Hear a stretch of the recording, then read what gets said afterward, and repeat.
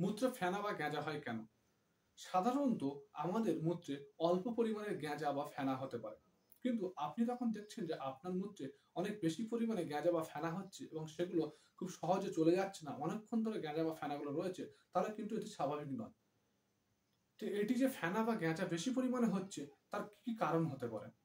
আপনার শরীরে এমন কি চেঞ্জেস আসছে বা কিডনিতে বা মূত্রথলিতে বা মূত্রনালীতে কি সমস্যা হচ্ছে যার জন্য মূত্রে ফেনা বা গ্যাঁজার পরিমাণটা বাড়ছে? চলো জেনে নেওয়া যাক।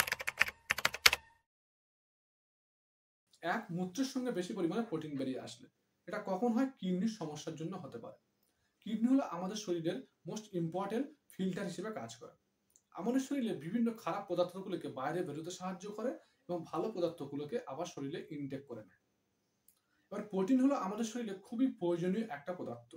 কিডনি সাধারণত প্রোটিনকে মূত্রের সাহায্যে বাইরে বেরোতে দেয় না, শরীরের মধ্যে নিয়ে নেয় বা শরীরের মধ্যে রেখে দেয়।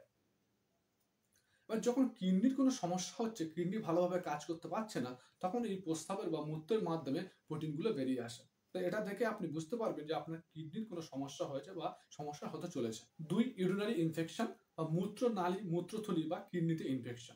বিভিন্ন ব্যাকটেরিয়ার কারণে যখন মূত্রথলিতে, মূত্রনালীতে বা কিডনিতে ইনফেকশন হয়, ব্যাকটেরিয়ার পরিমাণ যখন অনেক পরিমাণে বেড়ে যায়, তখন সেই সমস্ত ব্যাকটেরিয়া মূত্রের মাধ্যমে বেরিয়ে আসে কিছুটা। তো সেই ব্যাকটেরিয়াগুলো মূত্রের মাধ্যমে বেরিয়ে এসে ফেনা বা গ্যাঁজা সৃষ্টি করে।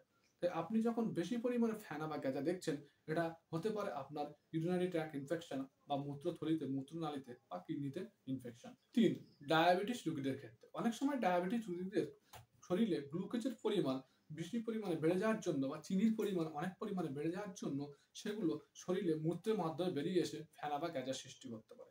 তাই যদি আপনার শরীরে বেশি পরিমাণে ফেনা বা গ্যাঁজার সৃষ্টি হয়, সেটাকে ইগনোর করবেন না, অবহেলা করবেন না। অবশ্যই একজন ভালো মেডিসিনের ডাক্তার বা নেফ্রোলজিস্ট মানে যারা কিডনির ডাক্তার, তাদেরকে অবশ্যই দেখিয়ে নেবেন। আমরা যদি এই সমস্ত ছোট, ছোট লক্ষণগুলো দেখে আমাদের শরীরের প্রতি যত্ন নেওয়া শুরু করি, তাহলে আশা করছি আমাদের শরীরে বড় কোনো রোগ হবে না বা কিডনির রোগ হওয়ার আগে আমরা সেটাকে বুঝতে পারবো। তাই আমি মনে করি এই ভিডিওটা খুবই ইম্পোর্টেন্ট। আপনি চাইলে আপনার বন্ধু-বান্ধব বিভিন্ন ব আপনি চাইলে আপনার বন্ধু-বান্ধব সবার সঙ্গে শেয়ার করে দিতে পারেন, যাতে তাদের মূত্রে ফেনা বা গ্যাঁজা বেশি হলে তারা সেটাকে বুঝতে পেরে সঙ্গে, সঙ্গে একটা ভালো চিকিৎসকের পরামর্শ নেয়।